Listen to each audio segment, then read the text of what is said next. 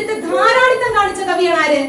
ചങ്ങമ്പുഴ. അപ്പൊ നമ്മള് പറഞ്ഞില്ലേ, മഞ്ഞത്തെച്ചി പൂങ്കുല പോലെ മഞ്ചിമ വിടരും പുലർകാലെ നിന്നു ലളിതേ നീയൻ മുന്നിൽ നിർവൃതി തൻ പൊൻകതിർ പോലെ നീല നിഹാര നിതോള നിവേഷ്ടിത നീഹാരാദ്ര മഹാദ്രികളിൽ കാല്യല സജ്ജല കന്യക കനക കതിരുകൾ കൊണ്ടൊരു കണിവയ്ക്ക് കതിരുതിരികിലും അദൃശ്യ ശരീരികൾ കാമത കാനന ദേവതകൾ കലയുടെ കമ്പികൾ നീട്ടും മട്ടിൽ കളകളം ഇളകി കാടുകളിൽ.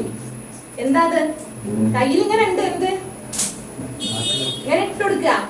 നമ്മളൊക്കെ രണ്ടുപേരും എഴുതാനിരിക്കുമ്പോ ആദ്യം പേരെടുത്ത് തലചൊറിയും മൂക്ക് ചൊറിയും, പിന്നെ പേര് അടച്ചേക്കും. എന്താ നമുക്ക് എന്തില്ല കയ്യില് വാക്കില്ല. പക്ഷെ നമ്മൾ പറയാൻ പറ്റൂ കേവലം ഈ ഒരു പ്രണയ നൈരാശ്യം കൊണ്ട് മാത്രമാണ് ഇടപ്പള്ളി രാഘവപിള്ള മരിച്ചെന്ന്? പറ്റില്ല. ഇടപ്പള്ളി അങ്ങനെ ഒരു പ്രണയ നൈരാശ്യം ഇല്ലായിരുന്നു, അപ്പ മരിച്ചില്ലായിരുന്നു എങ്കിലും അയാൾ മരിക്കും. കാരണം അയാളുടെ ഉള്ളിൽ എന്താ? ജീവിതത്തിനോട് എന്തില്ല? ജീവിക്കാൻ പ്രതീക്ഷ നൽകുന്ന ഒന്നും ആരുടെ ജീവിതത്തിലില്ല. അപ്പ മരിച്ചില്ലെങ്കിലും ആര് മരിക്കും? അയാൾ ആത്മഹത്യ ചെയ്യും. കാരണം അയാളുടെ ബ്ലഡിൽ എന്തുണ്ട്? ആ ഒരു ചിന്തയുണ്ട്.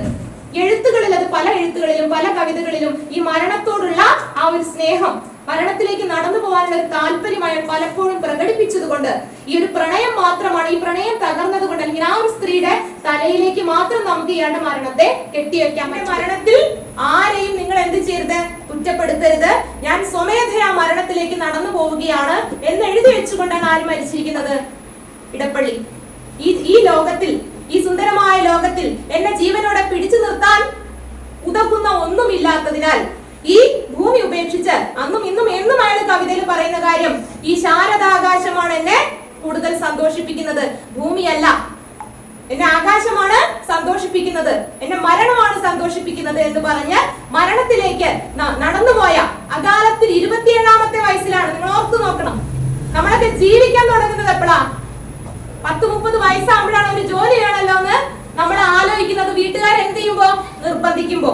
പക്ഷേ 27ാമത്തെ വയസ്സിൽ തന്റെ ജീവിതം അവസാനിപ്പിച്ച് മലയാള കവിതാ സാഹിത്യത്തിൽ നിന്ന് ഇറങ്ങിപ്പോയ, അങ്ങനെ വേണം പറയാൻ, ഇറങ്ങിപ്പോയ, എനിക്ക് വേണ്ട ഈ ലോകം എന്ന് പറഞ്ഞ് ഇറങ്ങിപ്പോയ മഹാനായ ഒരു കവിയാണ് നമ്മൾ ഇത്ര നേരം ഇവിടെ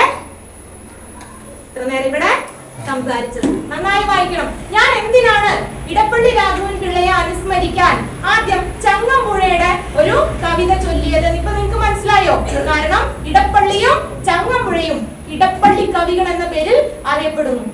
ചങ്ങമ്പുഴ ഇല്ലാതെ ഇടപ്പള്ളിയെയോ, ഇടപ്പള്ളി ഇല്ലാതെ ചങ്ങമ്പുഴയെയോ നമുക്ക് എന്ത് ചെയ്യാം? വേർതിരിച്ച് കാണിക്കാൻ പറ്റില്ല. അതുകൊണ്ടാണ് ഞാൻ ആദ്യം മനസ്സിനി പറഞ്ഞത്. മനസ്സിനിയാണ് ഞാൻ ചൊല്ലിയ കവിത. മനസ്സിലായോ? മഞ്ഞത്തെച്ചി പൂങ്കുല പോലെ മഞ്ചിമ വിടരും പുലർകാലെ നിന്നു ലളിതേ നീയൻ മുന്നിൽ നിർവൃതി തൻ പൊൻ കതിർ പോലെ. നിങ്ങൾ ഓർത്തു നോക്കിയേ, ഇത് രസ. മധുര സ്വപ്ന ശതാവലി പൂത്തൊരു മായാലോകത്തെത്തി ഞാൻ, എഴുതാനുഴറി കൽപ്പന ദിവ്യം ഒരഴകിനെ എന്നെ മറന്നു ഞാൻ. എല്ലാം മറന്ന് ഞാൻ അങ്ങോട്ട് നിൽക്കുകയാണ്. അങ്ങനെയൊക്കെ പ്രയോഗിക്കാൻ അന്നത്തെ കവികൾക്കേ പറ്റൂ.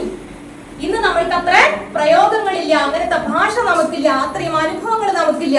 നമുക്കുള്ള ഈ കുഞ്ഞു കുഞ്ഞു അറിവുകൾ വെച്ചിട്ട് നമ്മൾ വലിയ വലിയ ലോകം വെട്ടിപ്പിടിച്ചെടുക്കാൻ ശ്രമിക്കുമ്പോൾ ഒന്നും നേടിയെടുക്കാതെ കുറച്ച് വായനക്കാരെ മാത്രം, മലയാള മനസ്സിനെ മാത്രം കയ്യിലെടുത്തു കൊണ്ടുപോയ അവർക്കൊക്കെ നമ്മൾ എത്രമാത്രം പ്രണാമം കൊടുക്കണം, കൂപ്പുകൈ കൊടുക്കണം. യഥാർത്ഥത്തിൽ മലയാള കവിത തളച്ചിടപ്പെട്ടിരിക്കുകയാണ് ആ കാലഘട്ടത്തിൽ. മലയാള കവിത എന്ത് ചെയ്യപ്പെട്ടിരിക്കുന്നു? തളച്ചിടപ്പെട്ടിരിക്കുന്നു. ഒരു പടി പോലും മുന്നോട്ടേക്ക് നടന്നു പോകാൻ കഴിയാതെ അത്രയും പ്രഗത്ഭന്മാരായ കവികളുടെ ഇടയിൽ കിടന്ന് കളിക്കുകയാണ് ആരിപ്പോഴും മലയാള കവിത. അതുകൊണ്ടാണ് പല വായനശാലകളിലും ഇപ്പോഴും നമ്മൾ ചെന്ന് നോക്കുമ്പോ ആദ്യം കാണുന്നത് എന്തൊക്കെയായിരിക്കും? ഉള്ളൂരും വള്ളത്തോളും കുമാരനാശാനും ചങ്ങമ്പുഴയും. പുതിയ എഴുത്തുകാരെ എന്ത് ചെയ്യുന്നില്ല? ആർക്കും വേണ്ട. കാരണം പുതിയ എഴുത്തുകളിൽ എന്തില്ല എന്നാ പറയണത്? കവിത ഇല്ല എന്നാണ് പറയണത്. നോവലോ കഥയോ ആർജിച്ചെടുക്കുന്ന ഒരു വായനക്കാരെ ആർക്ക് കിട്ടുന്നില്ല.